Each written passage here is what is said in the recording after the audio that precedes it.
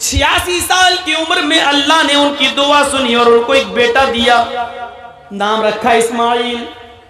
जब वो बेटा 13 साल का हो गया तो इब्राहिम अलैहिस्सलाम ने ख्वाब में देखा, सपने में, कि मैं अपने बेटे को ज़िबा कर रहा हूं और अल्लाह मुझसे मेरे बेटे की कुर्बानी मांग रहा है। तब अपने बेटे से उसका इजहार किया, बेटा तैयार हो गया।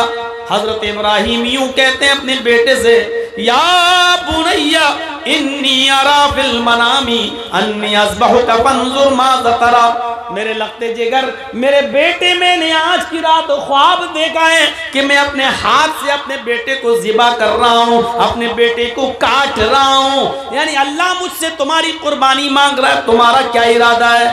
फंजुर माज़ा तरा, तुम्हारी राय क्या है? इस्माइल अलैहिस्सलाम ने फौरन जवाब दिया, या बती फ़अल मा तुमर सतजिदुनी इंशाअल्लाहु मिनस साबिरीन। अब्बू जान, आपको आपके रब ने जो हुक्म दिया है उस काम को आप कर डालिए, इंशाअल्लाह आप सब्र करने वालों में से होंगे, इंशाअल्लाह आप सब्र करने वालों में से होंगे।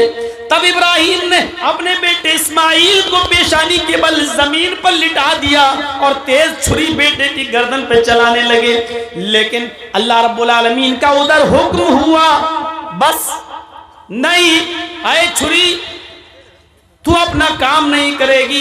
इब्राहिम अपना काम कर रहे हैं, छुरी को हुक्म हो गया तू चलेगी नहीं।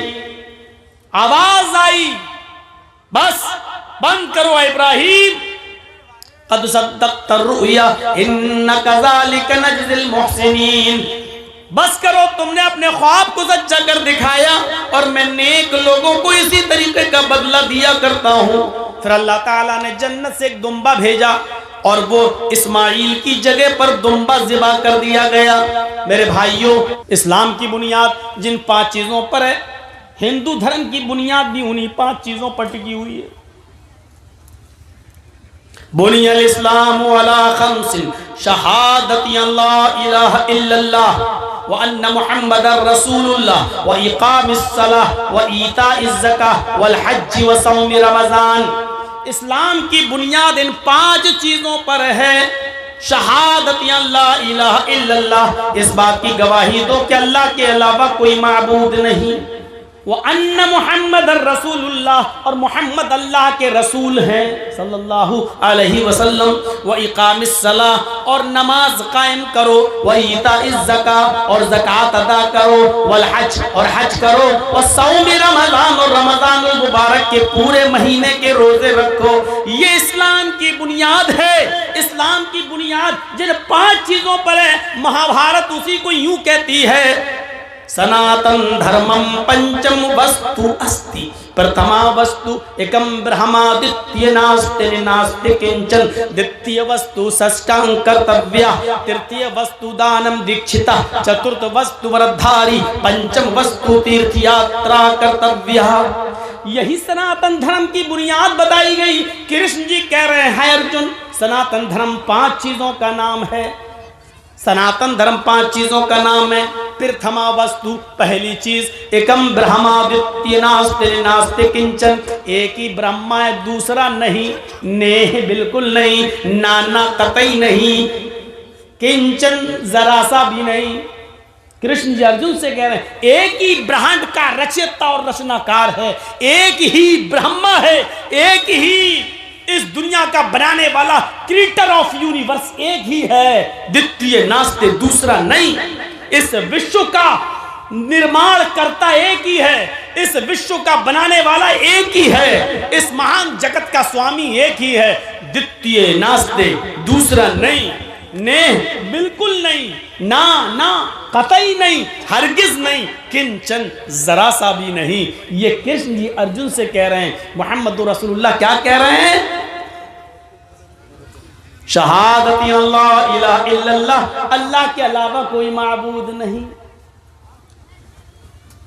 द्वितीय वस्तु साष्टांग कर्तव्य, दूसरी चीज है अर्जुन साष्टांग करो। साष्टांग, ये बड़ा अजीब जुमला है। हिंदू लोग आज भी साष्टांग करते हैं, लेकिन उनको खुद नहीं पता ये साष्टांग करते हैं कि 20 टांग करते हैं। सा अष्ट अंग, इसको जब मिलाया जाएगा तो पढ़ा जाएगा साष्टांग। अष्ट के माना संस्कृत में होते हैं 8, सा अष्ट। अब मिलाइए तो पढ़ेंगे साष्ट, सा अष्ट यानी साष्ट, 8 के साथ, 8 के साथ अंग, सा अष्ट अंग, साष्टांग, 8 अंगों के साथ धरती पर रखकर, 8 अंगों को धरती पर रखकर ईश्वर को प्रसन्न करो। 8 अंग जमीन पर रख के कोई बताए? 8 अंग सिर्फ सजदे में होंगे बस, कोई और दूसरी शक्ल है ही नहीं। सजदे में आप जाइए, माथा और नाक कितना है? 2 हाथ कितना? 4, और दोनों घुटना कितना हुआ? 6, और दोनों पैर 8। सा अष्ट अंग। कृष्ण जी कह रहे अर्जुन साष्टांग करो यानी सजदा करो, और खुल के कह दूं नमाज पढ़ो। पहली चीज, इस ब्रह्मांड का रचयिता और रचनाकार एक है, दूसरा नहीं, यानी एक ही अल्लाह इबादत के लायक है, दूसरा नहीं। दूसरी चीज साष्टांग, 8 अंग यानी सजदा करो। आज भी बड़े बड़े जहां गंगा है, बनारस में आ जाइए, इलाहाबाद में आ जाइए, हरिद्वार चले जाइए, पंडित लोग साष्टांग करते, पूरा ऐसे लेट जाएंगे पट। 1-2 पंडितों से मैंने पूछा भी था, ये क्या कर रहे हो? कहते साष्टांग। मैंने कहा साष्टांग है कि 20 टांग? अंग गिनो कितने हैं? तो कहने लगे फिर साष्टांग क्या हुआ? फिर मैंने बताया कि लहर तुम तो अपने जैसी कहोगे, हक बात तस्लीम कर लेना हर किसी के बस की बात नहीं है जो जल्दी कबूल कर ले। तुम अपनी मीनिंग से देखो, सा अष्ट अंग, साष्टांग का मतलब ही होता है 8 अंगों के साथ, और 8 अंग सिर्फ सजदे के अंदर होते हैं। तृतीय यहां क्या कहा? इकामिस सलाह, नमाज पढ़ो। तीसरी चीज इस्लाम ने क्या कही? ज़कात दो, व ईता इस ज़कात दो। और यहां कृष्ण जी क्या कह रहे? अर्जुन दानम दीक्षता, दान दो, दान खैरात करो। यहां ज़कात, वहां खैरात। चतुर्थ वस्तु व्रतधारी, चौथी चीज व्रत, उपास, रोजा। यहां चौथी चीज वसौमी रमजान, रमजान के पूरे महीने का रोजा। वल हज, यहां 5वीं चीज हज, वहां तीर्थ यात्रा कर्तव्य, तीर्थ यात्रा करो। किसी पवित्र शहर में गंगा जलेश्वर भवती, जहां गंगा का पवित्र जल मौजूद हो, ऐसे शहर में चले जाओ जहां गंगा का पवित्र जल मौजूद हो। हाँ, आगे का मतलब बड़ा अजीब है, वो समझना पड़ेगा। स्नान कर्तव्य, उसमें डुबकी लगाओ ताकि तुम्हारे पाप मिट जाएं। ये चीज समझने की है। कृष्ण जी कह रहे हैं 5वीं चीज तीर्थ यात्रा करो, यानी अपना शहर छोड़कर किसी पवित्र शहर चले जाओ, गंगा जलेश्वर भवती, जहां गंगा का पवित्र जल मौजूद हो। स्नानम कर्तव्य, उसमें स्नान कर लो। इसी वजह से हिंदू भाई गंगा में डुबकी लगाते हैं ताकि पाप मिट जाएं। चाहे कितने गुनाहगार हो, डुबकी लगाओ, पाप धुल गए। जबकि इसका मतलब यह है किसी ऐसे शहर में चले जाओ जहां गंगा का पवित्र जल मौजूद हो, जहां पानी ऐसा मौजूद हो, और उसमें डुबकी लगाने का मतलब यह कि उस शहर में चले जाओ, गंगा जल में पवित्र शहर में चले जाओ का मतलब यह है कि मक्के में चले जाओ, और डुबकी लगाने का मतलब यह है कि मक्के में दाखिल हो जाओ, यानी हज करो। हमारी हदीस कहती है, नबी अकरम ने फरमाया कि जब कोई हज के मैदान में, अरफात के मैदान में जब हाजी हज करता है और कहता लब्बैक लब्बैक अल्लाहुम्मा लब्बैक, तो गोया कि उसने अपने गुनाहों से अपने आप को पाक व साफ करा लिया है। फरिश्ता आवाज देता है, आए हाजी, आज तुझे अल्लाह ताला ने गुनाहों से बिल्कुल ऐसे पाक व साफ कर दिया जैसे तू अपनी माँ के पेट से आज ही पैदा हुआ है।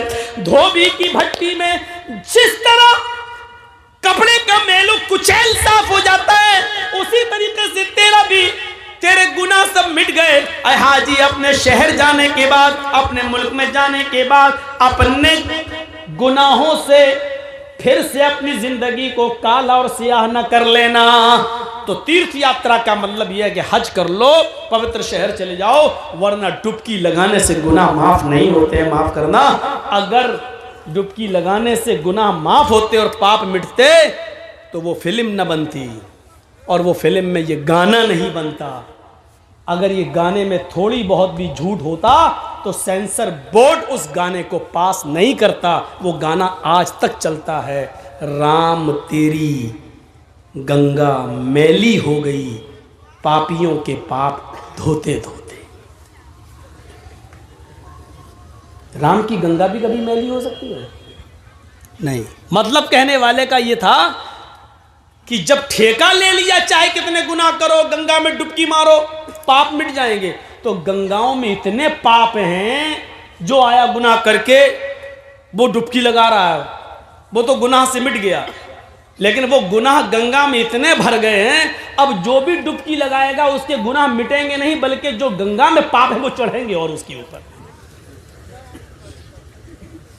आज तक ये गाना चलता है, बजता है, और इसको कोई निकाल नहीं सका, जबकि केंद्र में सरकार भी तुम्हारी है, पक्के राम के मानने वाले भी हैं, और गृह मंत्री जी भी तुम्हारे हैं, सुप्रीम कोर्ट के जज जब उनके अंडर में हैं, तो फिल्म भी दुनिया से ये गाना निकालने में उनको टाइम ही कितना लगेगा, लेकिन आज तक नहीं निकाल सके, क्योंकि इसमें सच्चाई है, इसमें सच्चाई है। तो 5 चीजें जो हमारे यहां वही तुम्हारे यहां, और तौहीद पूछो मत। यचित्तियो यो पिम्मिम्मा नस्तस्मा देवी शोरी ऋषा। कोई जवाब है इस मंत्र का? यजुर्वेद का मंत्र है ये। यचित्ती, याचना के माना भीख मांगना, संस्कृत में यचित्ती इंपरेटिव सेंटेंस है, मांगो, यो उससे, यो इसमें इशारा बईद के लिए 2 बार आ रहा है यो। यचित्ती यो मांगो उससे, वही है देने वाला। देखिए, यचित्ती यो मांगो उससे, वही है देने वाला। पिम्मिम्मा, वही तुम्हारी झोलियां भर सकता है, वही तुम्हें सब कुछ दे सकता है। और इसके आगे तो खुलकर नस्तस्मा देविशो, नस्तस्मा देविशो, नहीं दे सकता है कोई भी देवी देवता, ऋषा कुछ भी, उसके अलावा तुम्हें कोई भी देवी देवता कुछ भी नहीं दे सकता। और क्या चाहिए? इससे ज्यादा खुलकर अब क्या कहें? मांगो उससे, वही है सब कुछ देने वाला, उसके अलावा कोई भी देवी देवता तुम्हें कुछ भी नहीं दे सकता। इन्नल्लज़ीना तदऊना मिन दूनिल्लाहि लन यख़्लुक़ू ज़ुबाबन वलव इज्तमऊ लहू व इन यस्लुबहुमुज़्ज़ुबाबु शैअन ला यस्तनक़िज़ूहु मिन्हु। अल्लाह को छोड़कर तुम जिनको पुकार रहे हो, अल्लाह को छोड़कर तुम जिनके पास जा रहे हो, अल्लाह के अलावा तुम जिनसे भी बेटा बेटी मांग रहे हो, अल्लाह के अलावा जिनसे भी तुम मदद की गुहार लगा रहे हो, लन यख़्लुक़ू ज़ुबाबन, वो सब मिलकर एक मक्खी भी पैदा करने की ताकत नहीं रखते, वो सब मिलकर एक मक्खी भी पैदा करने की शक्ति नहीं रखते। व इन यस्लुबहुमुज़्ज़ुबाबु शैअन, अगर मक्खी उनसे थोड़ी सी कोई चीज लेकर छीन कर चली जाए तो ये सब मिलकर उस मक्खी को पकड़कर, मक्खी जो चीज लेकर गई उससे वो चीज वापस लेने की भी ताकत नहीं रखते। जो एक मक्खी से चीनी शक्कर का एक दाना तक छीनने की ताकत नहीं रखता है, वो तुम्हें क्या देगा और तुम्हारी मदद क्या करेगा। अल्लाह ने यहां पर लाकर उस मंत्र को जीवित कर दिया है और कह दिया है कि देखिए हिंदू धर्म की तालीम भी यही है, ये किसी नबी की तालीम रही है। नस्तस्मा देवी शोरी ऋषा, उसके अलावा तुम्हें कोई कुछ भी नहीं दे सकता। लाई यखलुकु ज़ुबाबन, एक मक्खी भी पैदा नहीं कर सकता खुद। वह शय्यन, मक्खी कुछ लेके चली जाए तो वो छीन भी नहीं सकता। अब सुनिए, हिंदू धर्म में 33 करोड़ देवी देवता हैं। रोजी देने वाला अलग, बारिश बरसाने वाला अलग, पैदा करने वाला अलग। जो 3 बड़े बड़े खुदा माने जाते हैं हिंदू धर्म में, वो 3 हैं बड़े बड़े, ब्रह्मा, विष्णु, महादेव। ब्रह्मा दुनिया का बनाने वाला, ये है क्रिएटर। विष्णु ये है पैदा करने वाला, ये है पालने वाला। विष्णु ये परवरिश करता है, पालता है, रोजी रोटी देने वाला। और महादेव यानी शिव, ये है मारने वाले, ये हैं मारने वाले। लेकिन ऋग्वेद क्या कहती है? अहम ब्रह्मा अस्ति, अहम शिव अस्ति, अहम विष्णु अस्ति, अहम सूर्य अस्ति, अहम चंद्र अस्ति। मैं ही ब्रह्मा हूं, ये लीजिए, मैं ही ब्रह्मा हूं, मैं ही विष्णु हूं, मैं ही शिव हूं, मैं ही क्रिएटर हूं, दुनिया बनाने वाला मैं ही हूं। अहम विष्णु, मैं ही परवरिश करने वाला हूं, पालने वाला हूं। अहम शिव अस्ति, मैं ही मौत देता हूं। अहम सूर्य अस्ति, मैं ही सूर्य हूं। अहम चंद्र अस्ति, मैं ही चंद्रमा हूं। यानी रात निकालने वाला और दिन निकालने वाला भी मैं ही हूं। ये सब मेरे हुक्म के बगैर नहीं होते हैं, ये सब मेरे कंट्रोल में है। मानते रहो, तौहीद ये है, तौहीद ये है। न काष्ठे अस्ति न पत्थरास्ति, उस ईश्वर को न लकड़ी में ढूंढो न पत्थर में ढूंढो। वो ईश्वर है, उसको न लकड़ी में ढूंढो न पत्थर में ढूंढो। ओम निराकारम अस्ति निराकारम अस्ति, वो ईश्वर निराकार है, उसका कोई आकार ही नहीं, उसकी कोई शक्ल बना ही नहीं सकता है। लैसा कमिस्लिही शैउन, उस अल्लाह की तरह कोई चीज है ही नहीं है, उस अल्लाह की तरह कोई चीज है ही नहीं। ये लीजिए, तौहीद हमारे हिंदू भाइयों के अंदर भी यही है। वला तदउ मिन दूनिल्लाहि मा ला यनफउका वला यज़ुर्रुक, इसी को कुरान ने कहा है, वला तदउ मिन दूनिल्लाह, अल्लाह को छोड़कर तुम किसी और को मत पुकारो। मा ला यनफउका वला यज़ुर्रुक, वो तुम्हें नफा और नुकसान नहीं दे सकता है। नफा और नुकसान का मालिक कौन है? अल्लाह रब्बुल आलमीन।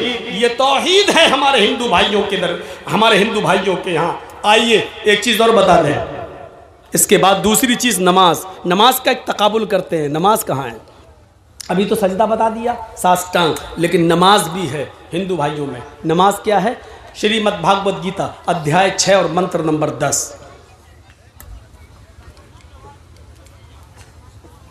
आप लोग तो बिहार वगैरह में, बंगाल में रहते हैं। इन मंत्रों को मैंने अयोध्या में भी पढ़ा है, जबकि अयोध्या पंडितों के मामले में सबसे आगे है। और आप तो जानते हैं कि मेरी ख़ास तौर पर मेरी तकरीर के मंत्रों को बड़े उछाल कर पेश किया जाता है, और मैं बोलता कुछ हूँ और हेडिंग कुछ और बनाई जाती है। यूट्यूब जब आप खोलेंगे और मेरी तकरीर देखेंगे तो आप हेडिंग देखेंगे, मौलाना को मोदी ने दिया अवार्ड, लेकिन ज़िंदगी में हमने मोदी को ओरिजिनल में शक्ल तक नहीं देखी। ये झूठ से पैसा कमाने वाले यूट्यूबर आपको बहुत मिलेंगे, उसकी शक्ल रियल में नहीं देखी, तस्वीरों में देखी, और अल्लाह करे कि ना देखूं रियल में।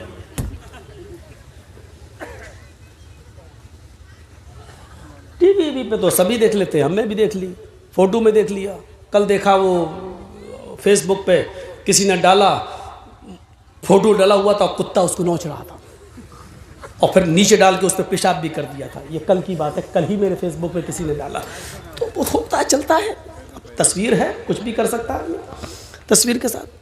कायनात में अगर तस्वीर कुशी से और तस्वीर से अगर कोई बचा है तो वो हस्ती है हमारे नबी जनाब मोहम्मद रसूलुल्लाह। अगर आज नबी अकरम की तस्वीर होती तो ये दुश्मनान इस्लाम कितनी तौहीन करते।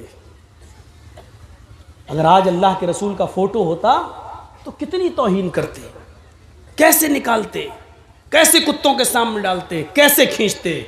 अल्लाह तेरा शुक्र है कि तूने हमारे नबी जनाब मोहम्मद रसूलुल्लाह सल्लल्लाहु अलैहि वसल्लम को दुश्मनान इस्लाम की इन भयानक चालों से तूने महफूज फरमाया। तो मेरे भाइयों, श्रीमद् भागवत गीता के अध्याय 6 और मंत्र नंबर 10 देखिए। योगी युज्जीत सततमात्मानम रहस्य स्थिता एकाकी अच्युताति मंजराशीर परिग्रह। इसमें पहला ही शब्द योगी आया है, लेकिन आप लोग यूपी वाला योगी मत समझना। ये श्रीमद् भागवत गीता वाला योगी है और यूपी वाला योगी नहीं है, ढोंगी है। दोनों में फर्क है। योगी युज्जीत सततमात्मानम रहस्य स्थिता। ईश्वर की जब पूजा करो तो योगी बन जाओ। योगी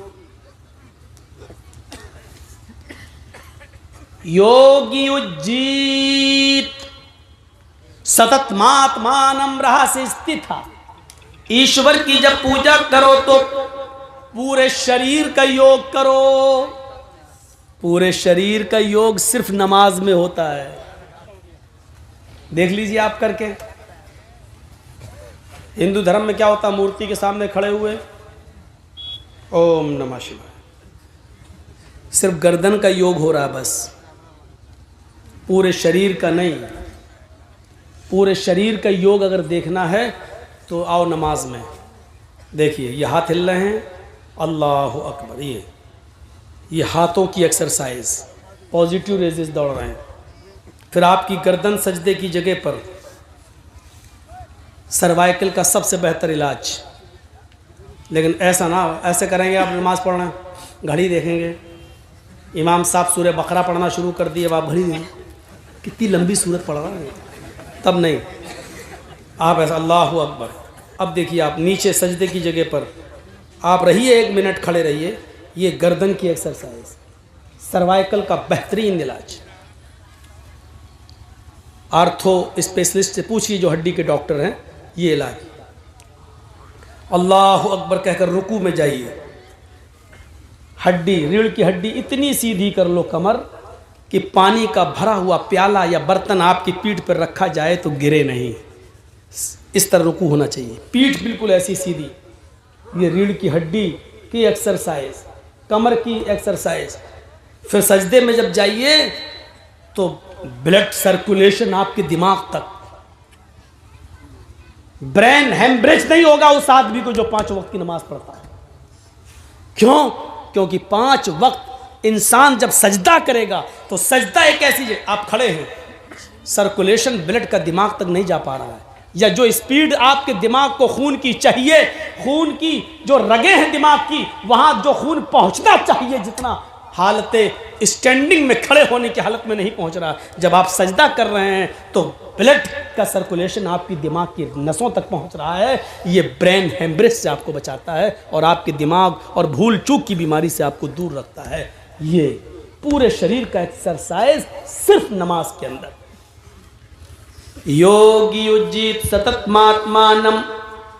है अर्जुन, जब ईश्वर की पूजा करो तो पूरे शरीर का योग कर लो, पूरे शरीर की एक्सरसाइज कर लो।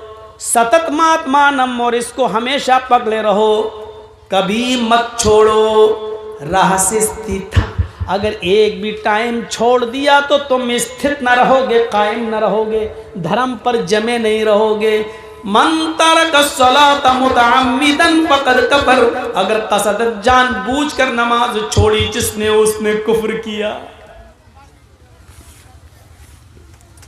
एकाकी हाय अर्जुन, जब ईश्वर की पूजा के लिए खड़े हो तो एक ईश्वर के सामने खड़े हो जाओ, एक अल्लाह के सामने खड़े हो जाओ। यच्चत्तात्मा, और अपनी आत्मा को उसी की तरफ लगा दो, पूरा दिमाग उसी की तरफ लगा दो। देखिए अल्लाह अकबर, पूरा दिमाग वही लगना चाहिए, ऐसे ऐसे नहीं। यच्चत्तात्मा, अपनी आत्मा को उसी की तरफ लगा दो। यच्चत्तात्मा, निराशीर, सबसे निराश हो जाओ, सबसे नाउम्मीद हो जाओ, लेकिन ऊपर वाले से निराश मत होना, क्योंकि उसी के सामने खड़े हो, वो तुम्हें सब कुछ देगा। परिग्रह, वही तुम्हें देगा, वही तुम्हारी झोली भरने वाला है। सबसे निराश हो जाना, लेकिन उससे नहीं। हृदय नमा, जब खड़े हो तो अपने हृदय सीने पे हाथ रख लेना। हिंदू भाई यूं रख लेते हैं, आपने देखा होगा ना, हृदय ये सीने पे हाथ रखते हैं। ओम भूर्भुवः स्वः, सीने पे हम लोग भी सीने पर रखते हैं। बहुत से लोग नमाज पढ़ते हैं तो नीचे भी रखते हैं, अपना अपना है, कर रहे हैं। ये दौर नहीं है किसी के ख़िलाफ़ बोलने का। इस वक्त हमें और आपको सबको एक प्लेटफार्म पे आने की ज़रूरत है। ये मौका नहीं है मसलकों के झगड़े में उलझने का। बहुत लड़ चुके हैं हम और आप। अब अल्लाह के वास्ते एक प्लेटफार्म पे आ जाइए। अपने आपसी झगड़े छोड़कर, यूपी में फार्मूला इस्तेमाल किया जा रहा है, मुसलमानों को आपस में लड़ाया जाए। अल्लाह करे कि यूपी वालों को बंगाल वालों की तरह अकल आ जाए। अल्लाह करे कि यूपी वालों को बंगाल वालों से इबरत मिल जाए और बंगालियों से कुछ सीख कर एक प्लेटफार्म पे आ जाएं। अगर वहाँ एक हो गए तो इंशाअल्लाह सेकुलर पार्टी आ सकती है।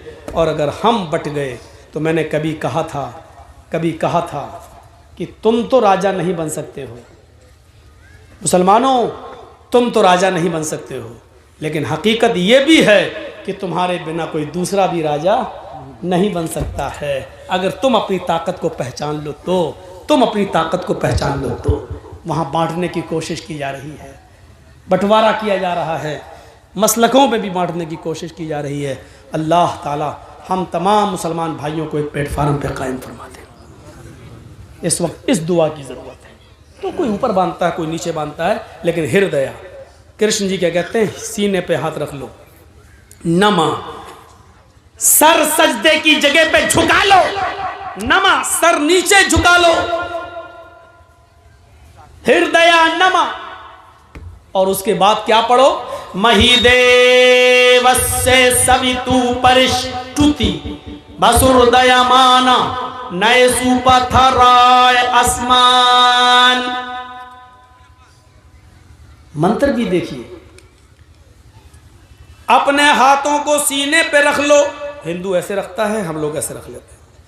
नमा, अपनी आंखों को सजदे की जगह पर नीचे झुका लो।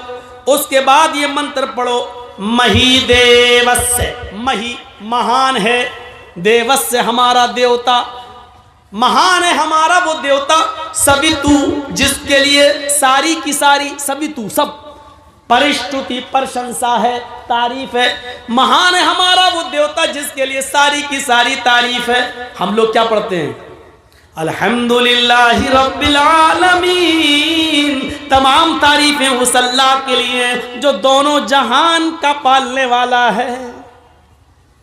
देख रहे हैं आप, मंत्र को देखिए और कुरान की आयत देखिए, दिल से ये शेर निकलता है, कौन कहता है हम तुम में जुदाई होगी, कौन कहता है हम तुम में जुदाई होगी, ये हवाई तो किसी दुश्मन ने उड़ाई होगी।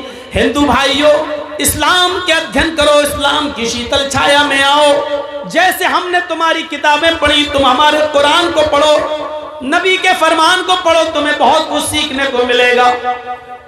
कौन कहता है हम तुम में जुदाई होगी, ये हवा तो किसी दुश्मन ने उड़ाई होगी।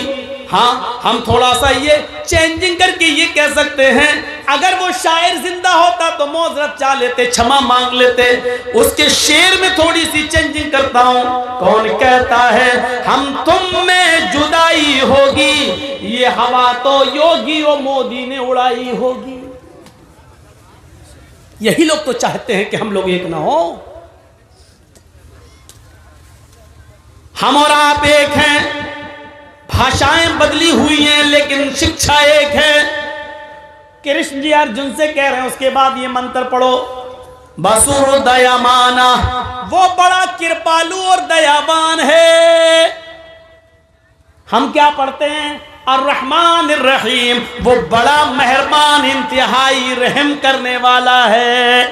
कृष्ण जी अर्जुन से कहते हैं, दोनों हाथ को सीने पे रखकर सर को झुकाकर ये पढ़ो, नए सुपथराय आसमान, नए नाव को पार करने वाले, मुसीबतों को दूर करने वाले, नाव को पार लगाने वाले, यानी मुश्किल में काम आने वाले, नए सुपथरा, सुसुंदर पथमानी रास्ता, सुपथ सुसुंदर पथमानी रास्ता, हमको सुंदर रास्ते पे चला, नए सुपथराय आसमान, हाय नाव पार लगाने वाले, हाय मुसीबतों को दूर करने वाले, हमको सुंदर रास्ते पे चला, हमको अच्छे रास्ते पे चला।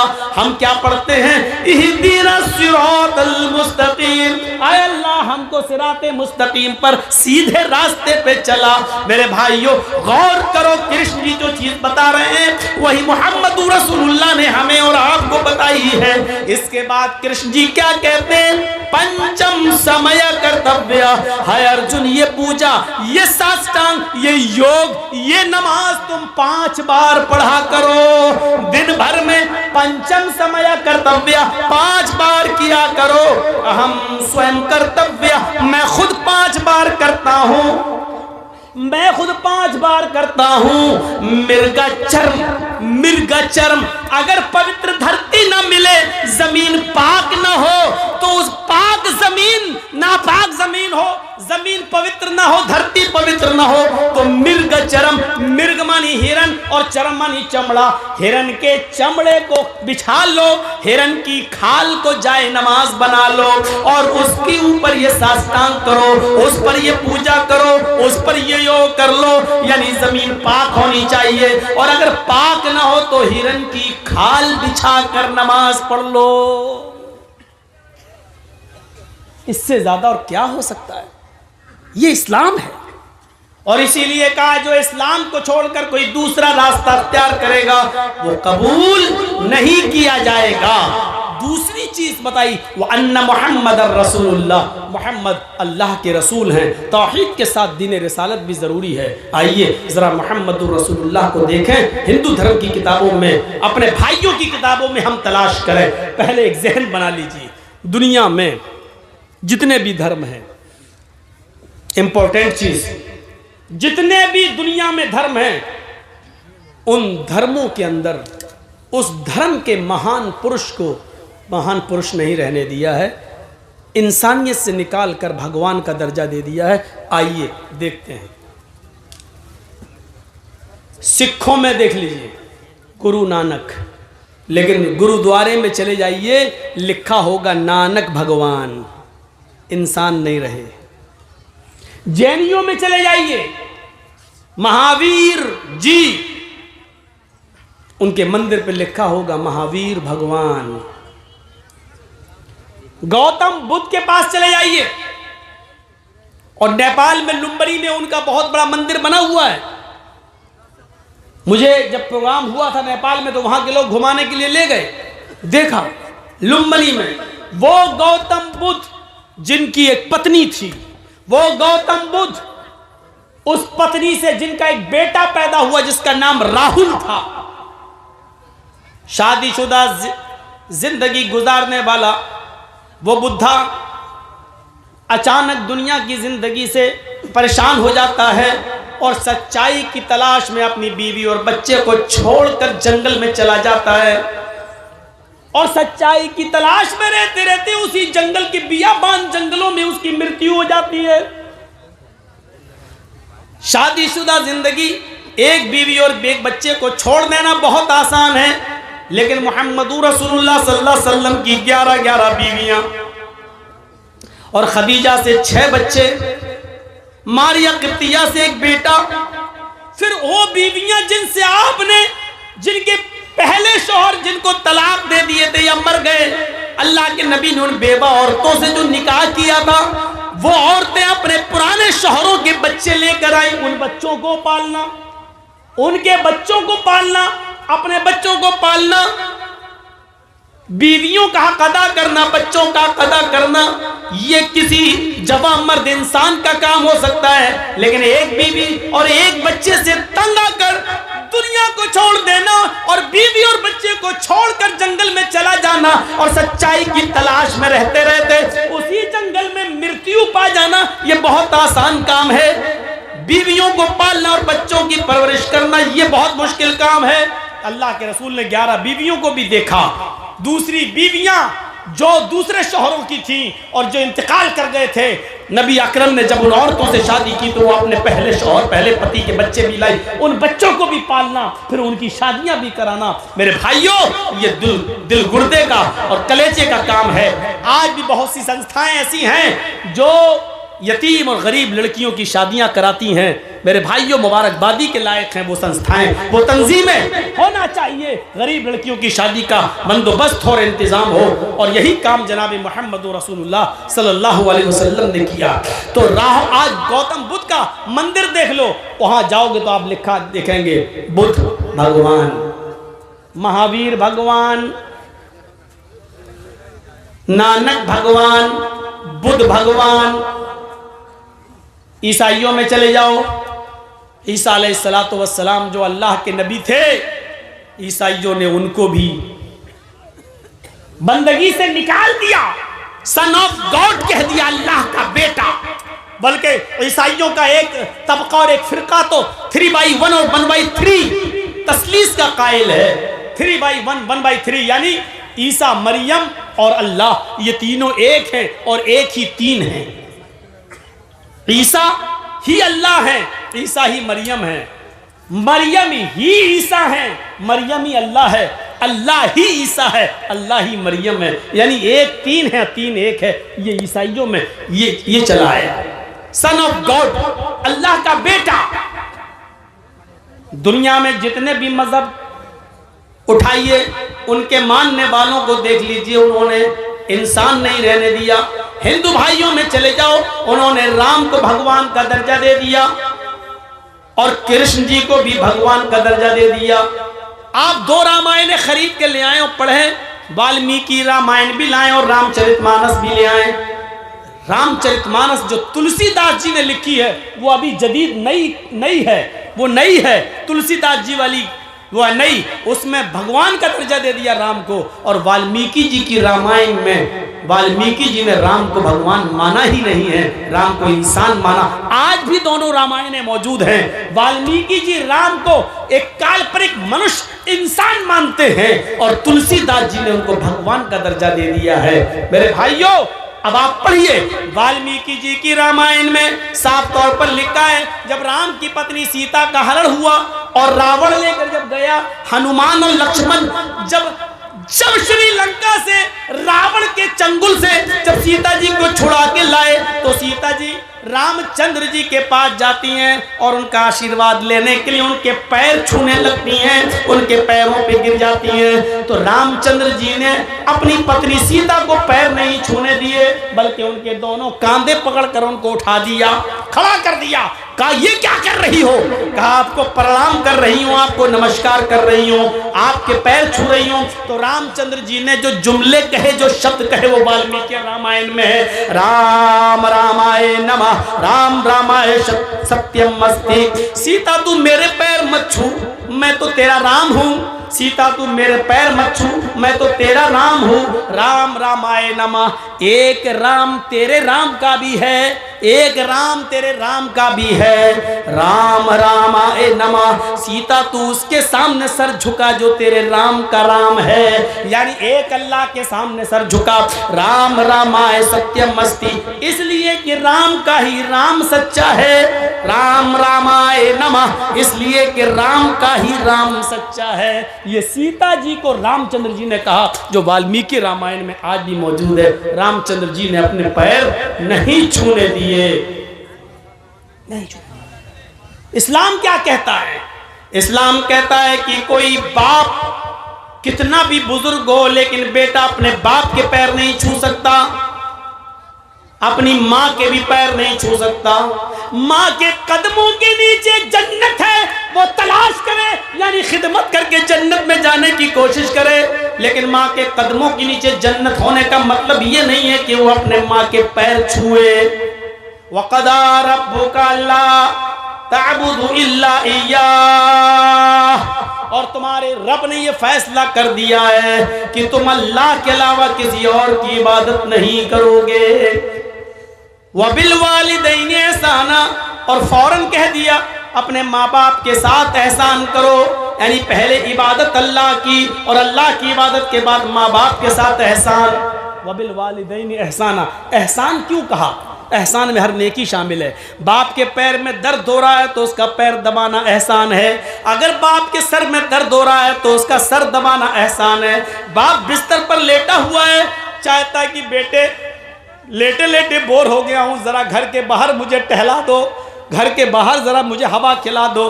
तो बेटे की जिम्मेदारी है अपनी पीठ के ऊपर लाद कर अपने बाप को घर के बाहर का चक्कर लगवाए, घुमाए। बाप बीमार है तो उसका इलाज कराए, यह एहसान है। एहसान हर उस नेकी को कहा जाता है जो माँ बाप को जिस नेकी की ज़रूरत है, माँ बाप को जिस चीज़ की ज़रूरत है, उस चीज़ को पूरा कर देने का नाम एहसान है। इसलिए अल्लाह ने ये नहीं कहा कि अपने माँ बाप के पैर दबाओ, ये नहीं कहा कि अपने माँ बाप की खिदमत करो, बल्कि ये कहा वबिल वालिदैनि एहसाना, तुम्हारे बाप को जिस चीज़ की ज़रूरत है वो ज़रूरत उसकी पूरी करो, ये एहसान है, ये एहसान है। इम्मा यबलुगन्ना इंदकल किबरा अहदुहुमा व किलाहुमा फला तकुल लहुमा उफ़ वला तनहरहुमा, जब उन दोनों में से कोई एक या वो दोनों तुम्हारी जिंदगी में बुढ़ापे को पहुंच जाएं तो तुम उनसे उफ भी मत करो, हूं भी मत करो, ये भी नहीं कर सकते। मसलन मेरे बाप बीमार हैं, बिस्तर पर लेटे हैं और मैं कंप्यूटर पे काम कर रहा हूँ, बहुत ज़रूरी इंपॉर्टेंट बिजनेस का काम, और बाप लेटे हैं, बेटा जी अब्बू एक गिलास पानी ला दो। कंप्यूटर बंद किया और गए, पानी ला के दे दिया। अल्लाह की कसम सवाब नहीं मिलेगा। क्यों? तुमने ये तुम्हारे मुंह से जो निकल गया, यानी बाप ने पानी मांगा और तुम कंप्यूटर पे कोई इमरजेंसी काम कर रहे हो, अचानक बेटा जी एक गिलास पानी ला दो।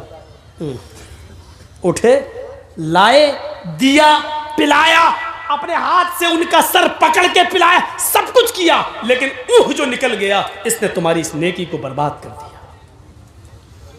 कुरान कहता है फला तकुल लहुमा उफ, जब वो इस उम्र को पहुंच जाएं तो तुम हो भी नहीं करो। यह है बाप का दर्जा, यह है बाप का मकाम। लेकिन इतना ऊंचा मकाम होने के बावजूद ये नहीं कहा कि तुम अपने बाप के पैर छुओ, नहीं छू सकते, क्योंकि सर झुकाना सिर्फ एक अल्लाह के सामने जायज है। और आगे यहां तक अल्लाह के नबी ने फरमाया, अगर अल्लाह के अलावा सर झुकाना, सजदा करना किसी को जायज होता तो अल्लाह के नबी फरमाते हैं कि मैं औरतों को हुक्म देता कि वो अपने हस्बैंड्स, अपने शौहरों को सजदा करें। अगर अल्लाह के अलावा सजदा करना किसी को जायज होता तो मैं औरतों को हुक्म देता कि वो अपने शौहरों को सजदा करें। लेकिन बीवी भी अपने शौहर को सजदा नहीं कर सकती है, इसलिए कि सजदा सिर्फ अल्लाह का हक है, बंदा सिर्फ अल्लाह ही को कर सकता है और किसी को नहीं। मेरे भाइयों, इस मकाम को समझने की कोशिश करो। दुनिया में जितने भी धर्म हैं, उन लोगों ने अपने अपने मज़ाहिब के महान पुरुषों को इंसानियत से निकाल दिया, लेकिन दुनिया में एक धर्म ऐसा है और वो है इस्लाम, जिसमें आज भी मोहम्मद रसूलुल्लाह को भगवान का, खुदा का, अल्लाह का दर्जा नहीं दिया गया है। हमने अपने महान पुरुष को इंसान ही का दर्जा दिया है और इंसान ही रहने दिया है। कुरान चीख कर ऐलान करता है, कुल इन्नमा अना बशरुम मिस्लुकुम, ऐ नबी कह दो कि मैं तुम्हारी तरह का एक बशर हूँ, कह दो कि मैं तुम्हारी तरह का एक इंसान हूँ। तुम चलते फिरते हो, मैं भी चलता फिरता हूँ। तुम उड़ते बैठते हो, मैं भी उड़ता बैठता हूँ। तुम शादी ब्याह करते हो, मैंने भी शादी ब्याह किए। तुम्हारे माँ बाप दादा परदादा थे, तुम्हारे भी माँ बाप दादा परदादा थे। तुम्हें बच्चे थे, तुम्हारे बच्चे तो मेरे भी बच्चे थे। तुम्हें बुखार आता है, सर में दर्द होता है, दुख और गम पहुंचता है, मुझे भी बुखार आता है, सर में दर्द होता है, दुख और दर्द हमें भी पहुंचता है, खुशी हमें भी पहुंचती है। कुल इन्नमा अना बशरुम मिस्लुकुम यूहा इलैया। हाँ, फर्क इतना है हम में और तुम में, हमारे पास जिब्राइल कुरान लेकर आते हैं और तुम्हारे पास नहीं आते हैं। अल्लाह की तरफ से मेरे पास पैगाम आता है और तुम्हारे पास नहीं आता है। बस यही मकाम मेरा बड़ा है कि अल्लाह ने मुझे नबी बनाया है और तुम्हें नबी नहीं बनाया। अल्लाह ने तुम्हें पैगंबर नहीं बनाया और मुझे पैगंबर बनाया है। मुझे कुरान उतारा और उस कुरान को लोगों तक पहुंचाने का हुक्म दिया है। इस मकाम ने, इस मर्तबे ने मुझे बहुत बुलंद कर दिया है।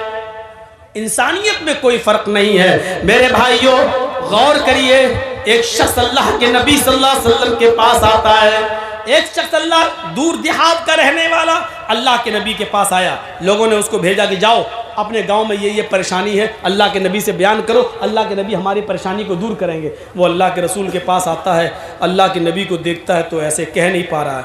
वो हमारे गांव में आवाज़ नहीं निकल रही, जैसे अचानक मोदी जी के सामने कोई खड़ा हो जाए तो जी आवाज़ नहीं निकलेगी। डीएम के सामने खड़े आवाज़ नहीं निकलती। ऐसे ही वो साहबी अल्लाह के रसूल के पास आए। जी वो क्या, हाँ बोलो क्या परेशानी है?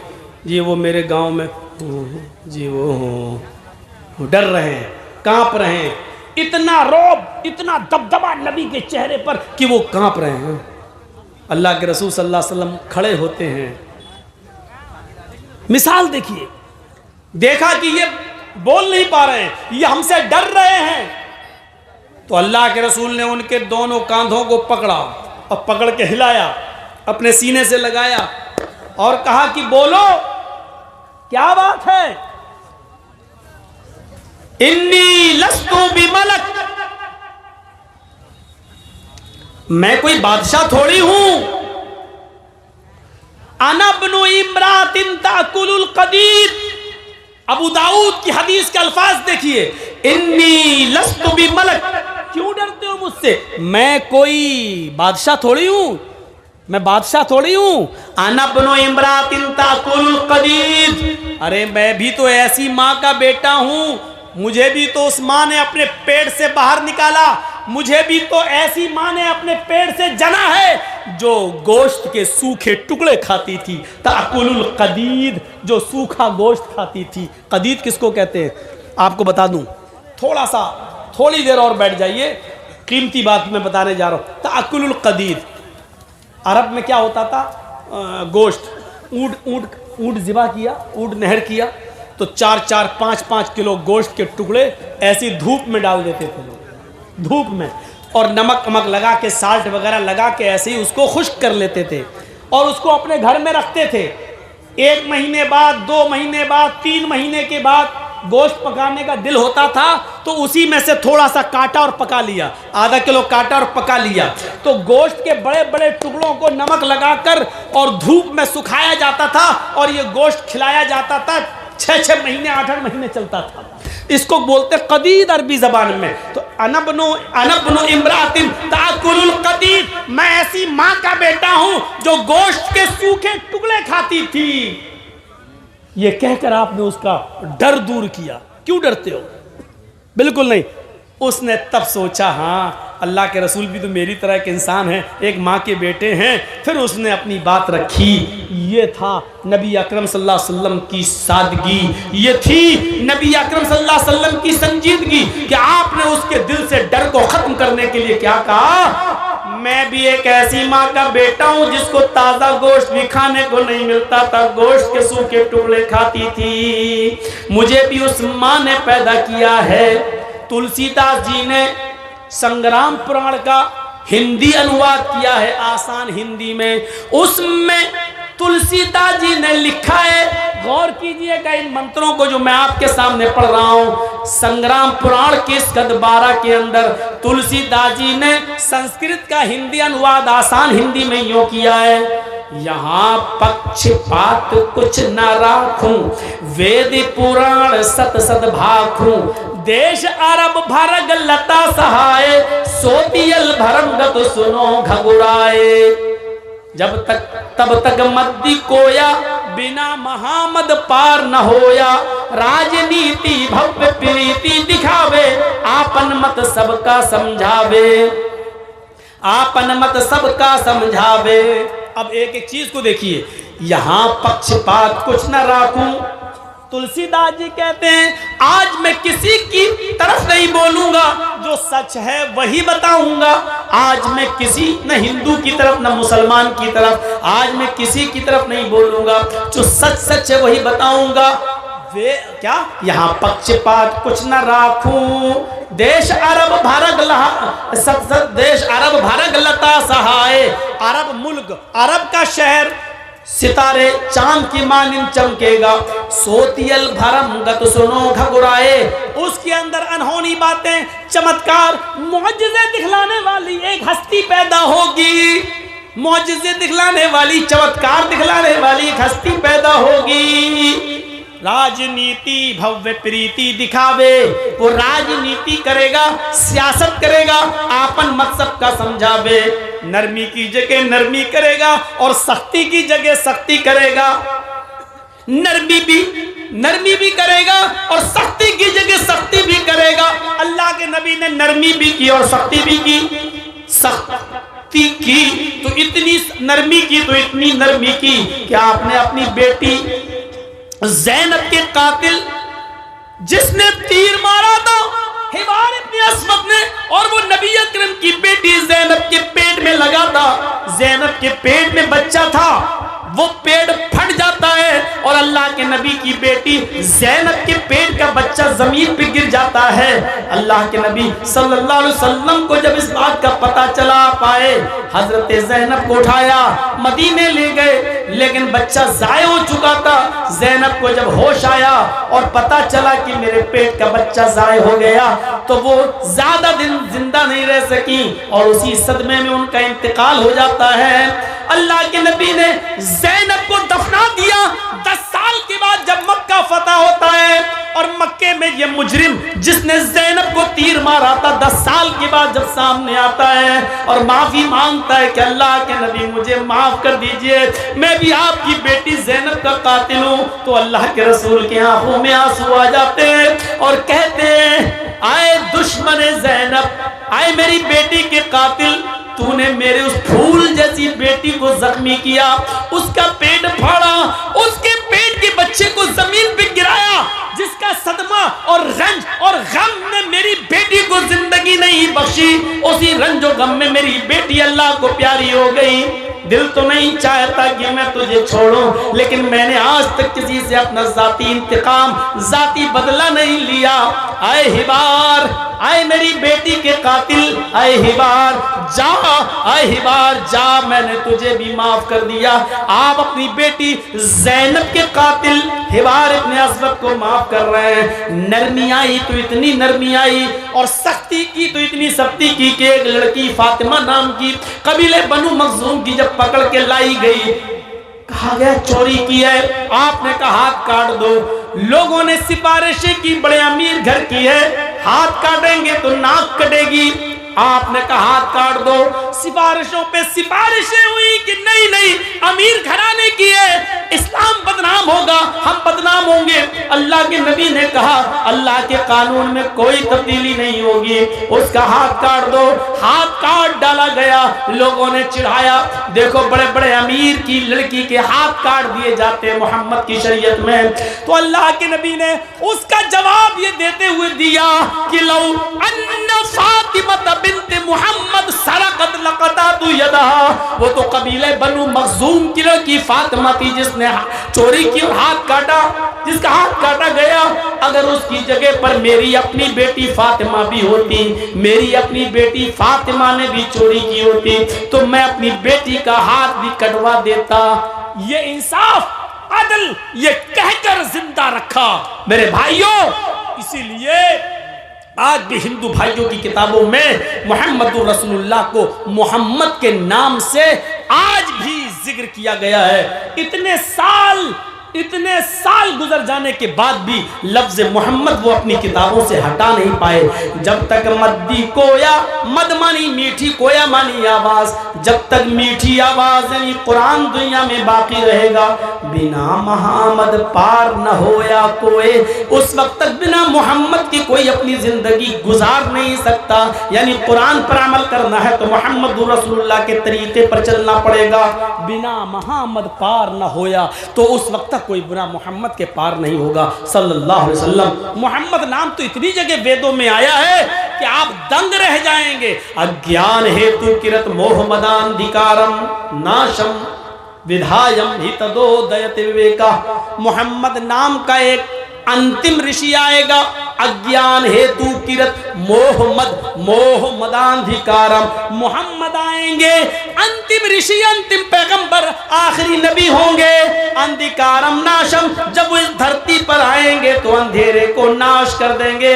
यानी उनके आने से पहले अंधेरा ही अंधेरा होगा, लेकिन वो अपने आने के बाद अंधेरा नाश कर देंगे। मुहम्मदुर रसूलुल्लाह के आने से पहले कितना अंधेरा था, कितना अंधेरा था। जुआ इतना खेला जाता था कि लोग जुए में रकम हार जाते थे तो मकान लगा देते थे, मकान जुए में हार जाते थे तो बीवी जुए में लगा देते थे, और बीवी भी जुए में हार जाते थे तो अपनी 16, 17, 18 साल की बेटी जुए में लगा दिया करते थे। लेकिन हार नहीं माना करते थे, इतने जुआरी थे। और शराब का हाल ये था कि उनके घर में जब बच्चा पैदा होता था तो माँ उस बच्चे को खजूर नहीं खिलाती थी और अपने पिस्तान से नहीं लगाती थी। पैदा होने के बाद बच्चे के हलक में सबसे पहले जो चीज डाली जाती थी वो शराब का कतरा हुआ करता था। वो लोग फख्र करते थे कि आज हमारे घर में बच्चा पैदा हुआ, इससे सबसे पहले जो चीज पी वो शराब है।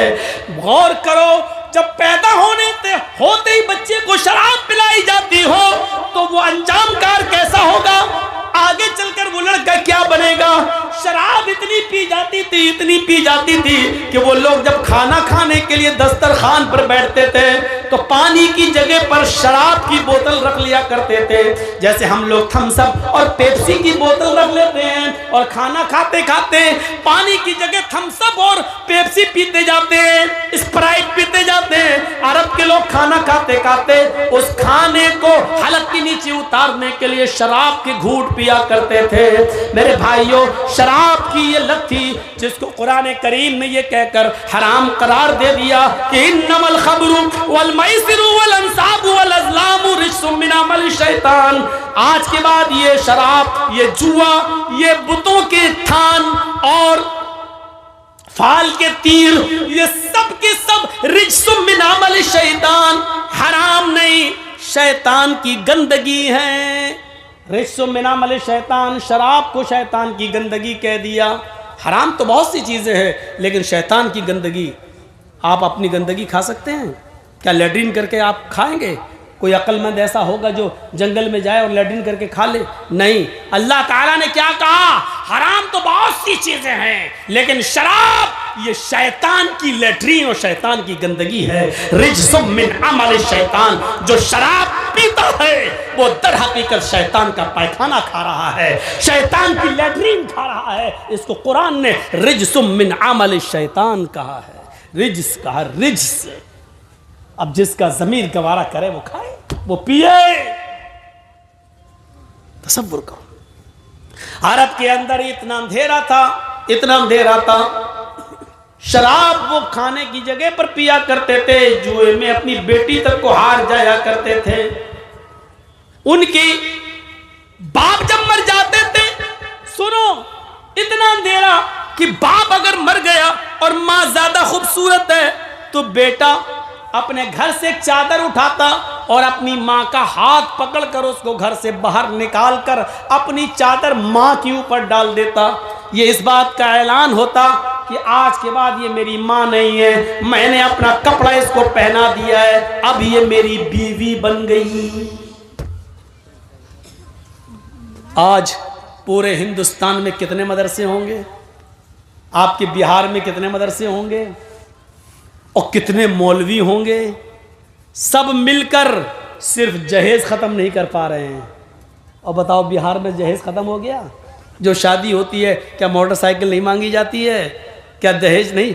इतने मौलवी, लाखों मौलवी, हजारों मदरसे, हजारों प्रचारक, सब मिलकर एक गांव से जहेज की लानत नहीं मिटा पा रहे हैं। अल्लाह के रसूल अकेले तन्हे तन्हा, एक तरफ शराब है, दूसरी तरफ जुआ है, तीसरी तरफ बाप के मरने के बाद बेटा अपनी मां को अपनी बीवी बना रहा है, चौथी तरफ मां के पेट से, बीवी के पेट से अगर लड़की पैदा हो रही तो उसको जिंदा दफन किया जा रहा है, उसको कब्र खोद के जिंदा गाड़ा जा रहा है। अकेले एक नबी ने, अकेले एक मर्द ने, अकेले एक मुजाहिद ने, अकेले एक रसूल ने इन तमाम बुराइयों को खत्म करने के लिए कितनी मेहनत की होगी, पूरे मुआशरे से कैसे इन तमाम खुराफातों को पाक किया होगा। मेरे भाइयों, मुहम्मदुर रसूलुल्लाह के आने से पहले हाल तो ये था कि एक आदमी की बकरी दूसरे आदमी के खेत में चली गई। पढ़िए सीरतुन नबी अल्लामा इब्न हिशाम की। इस आदमी की बकरी उस आदमी के खेत में चली गई और थोड़ी सी घास खा ली। उस आदमी ने बकरी ले जाकर इससे कहा, बांध के नहीं रख पाता अपनी बकरी को, पकड़ अपनी बकरी, तेरी बकरी ने हमारे खेत में आकर घास खा ली। इस आदमी ने गुस्से में कहा, तो क्या हुआ, जानवरी तो है, चला गया तो क्या हुआ? उसने कहा, बजाय अपनी गलती मानने के अकड़ रहा और रहा है। बस इतनी सी बात पर जंग शुरू होती है और दोनों के कबीले आमने सामने आ जाते हैं। जानते हो ये जंग कितने साल चली? इतनी सी बात पर, तेरी बकरी मेरे खेत में क्यों आई, इतनी सी बात पर ये जंग चली तो 27 साल तक जंग चलती रही। कितने साल तक? 27 साल। 27 साल के बाद जब दोनों तरफ से मरने वालों की गिनती गिनी गई तो 27 साल में दोनों तरफ से मरने वालों की गिनती हो चुकी थी 40,000। 27 साल में दोनों तरफ से मरने वाले लोगों की गिनती हो चुकी थी 40,000। 40,000 लोग मर गए एक बकरी के घास खाने की वजह से, लेकिन अभी जंग बंद नहीं हुई।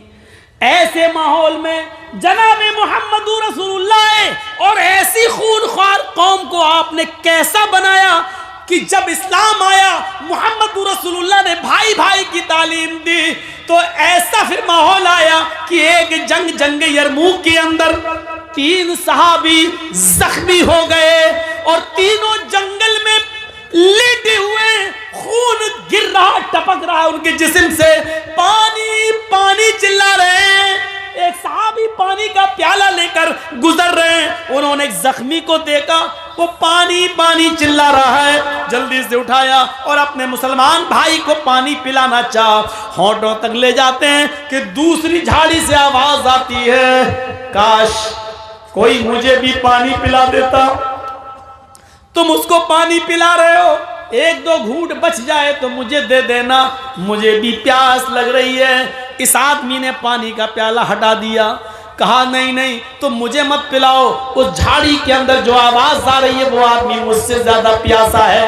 ये पानी लेकर उसके पास गया, उसको पिलाने लगा, अभी मुंह तक गया नहीं था कि तीसरा चीखता है, 1-2 घूंट बच जाए तो मुझे दे देना।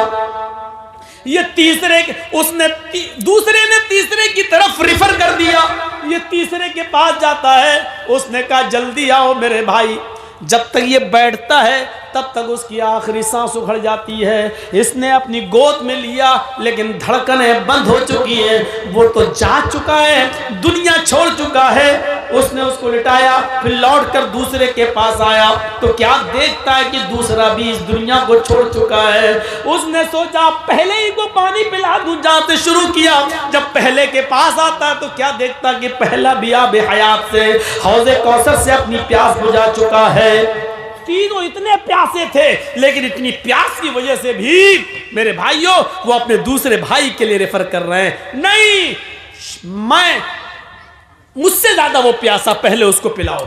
जो कौम एक बकरी के दूसरे के खेत में घास खा लेने की वजह से 27 साल लड़ती हो, 40,000 अफराद मरने के बाद भी जंग खत्म ना होती हो, इतनी खूनख्वार कौम, लेकिन अब ऐसी भाई भाई बन गई कि एक दूसरे ने एक दूसरे को पानी पिलाने के लिए अपनी जान दे दी। मैं मर जाऊं लेकिन मेरा भाई बच जाए, ऐसी तालीम दी थी मोहम्मद रसूलुल्लाह सल्लल्लाहु अलैहि वसल्लम ने। कितनी मेहनत की होगी। हम तो सारे मौलवी, हजारों मदरसे होने के बावजूद दहेज खत्म नहीं करा पा रहे हैं। कितनी लड़कियां आज दहेज न होने की वजह से बैठी हुई हैं, दहेज न होने की वजह से आत्महत्याएं कर लेती हैं। आयशा को याद करो, अहमदाबाद की साबरमती जेल में डुबकी लगाने वाली और कूद जाने वाली उस आयशा को याद करो, कलकत्ता की उस लड़की को याद करो, सलीम की उस बेटी को जिसने हैदराबाद के अंदर बिना जहेज के शादी कर ले जाने वाले उस आदमी ने हैदराबाद के अंदर 20,000 रुपए में बेच दिया था। और वो लड़की दरिंदों का शिकार होकर पंखे पे लटक जाती है और फांसी के तख्ते पे लटकते हुए अपने बाप के नाम एक लेटर दे जाती है कि अब्बू, क्या मैं तुम्हारे ऊपर इतनी बोझल हो चुकी थी, इतनी भारी हो गई थी कि लड़के की हकीकत भी तलाश नहीं की आपने, और जिसने बगैर जहेज के शादी करना चाहा आपने फट से उसको मेरा हाथ पकड़ा दिया और आपने उसके माँ बाप का पता भी नहीं लगाया। मैं लुट चुकी हूँ, मैं बर्बाद हो चुकी हूँ। अब मैं अपनी असली शक्ल आपको और आप अपनी माँ को और अपने भाइयों को नहीं दिखाना चाहती। हाँ, मेरी एक छोटी बहन जरूर है फातिमा, मैं उसको घर छोड़ कर आई हूँ। आए अब्बू जान, उसके लिए एक नसीहत करती हूँ आपको। ये जुमले सुनने के लायक हैं। उसने जो लेटर में लिखा था, और वो लेटर आज भी कलकत्ता में सलीम के पास मौजूद है। उस लेटर के जुमले ये थे, मेरे अब्बू, वो छोटी मेरी बहन फातिमा नाम की मेरी बहन, अब्बू जान उसको छोड़ के आई हूँ। ऐसा ना हो कि उसको भी ये दिन देखना पड़े जो आज मुझे देखना पड़ रहा है। हैदराबाद की होटल में 20,000 रुपए में मैं नीलाम कर दी गई और दरिंदों ने मेरी इज्जत व आबरू को छल्ली छल्ली कर दिया। मैं अब भाग कर आपको और अपनी माँ को और अपने भाइयों को अपना नापाक चेहरा दिखाने के लायक नहीं रही हूँ, इसलिए मैंने मर जाना बेहतर समझा। हाँ अब्बू जान, मैं अपनी छोटी बहन फातिमा के लिए एक नसीहत कर रही हूँ। उसके बड़ा होने से पहले आप इतना कमा लेना, आप इतनी मेहनत कर लेना, आप इतना जहेज इकट्ठा कर लेना कि जो कुत्ता जितनी हड्डियां मांगे उस कुत्ते के सामने उतनी हड्डियां डाल देना, ताकि मेरी बहन को वो दिन न देखना पड़े जो आज मुझे देखना पड़ रहा है। हैदराबाद में खुदकुशी करके मरने वाली कलकत्ता की उस जमीला ने दहेज मांगने वालों को कुत्ता कहा है और उस दहेज को हड्डी कहा है कि जो कुत्ता जितनी हड्डियां मांगे उसके कुत्ते के सामने उतनी हड्डियां डाल देना। आज के इस जलसे के बाद देखेंगे कितने कुत्ते हैं और कितनी हड्डियों का मुतालबा करते हैं। आज के बाद जो भी दहेज मांगे समझ लेना वो कुत्ता है, और लड़की का बाप जिसको उसकी डिमांड के मुताबिक दे, समझ लेना कि बाप उस कुत्ते के सामने हड्डियां डाल रहा है। कह दिया मैंने जो कहना था, चाहे अमीर की बेटी हो, चौधरी की हो, सरमायाकार की हो, एमएलए की हो, एमपी की हो, कोई भी हो, ये मेरी कुर्सी है, ये मेरी अमानत है, मैं इसमें खयानत नहीं करना चाहता। जो सच्चाई थी वो मैंने बयान कर दिया है। मेरे भाइयों, मुआशरे में इसको कौन समझेगा, कौन इससे इबरत हासिल करेगा, मैं जानता हूं कि कुत्ता और हड्डी कहने के बाद भी जहेज रुकेगा नहीं। 20 साल से अब तक नहीं रुका तो अब क्या रुकेगा। लेकिन एहसास पैदा करो, एहसास। उस जमीला ने क्या कहा था कि मेरी बहन के लिए इतना कमा लेना, इतना कमा लेना कि जो कुत्ता जितनी हड्डियां मांगे उस कुत्ते के सामने उतनी हड्डियां डाल देना, ताकि मेरी बहन को वो दिन न देखना पड़े जो मुझे देखना पड़े।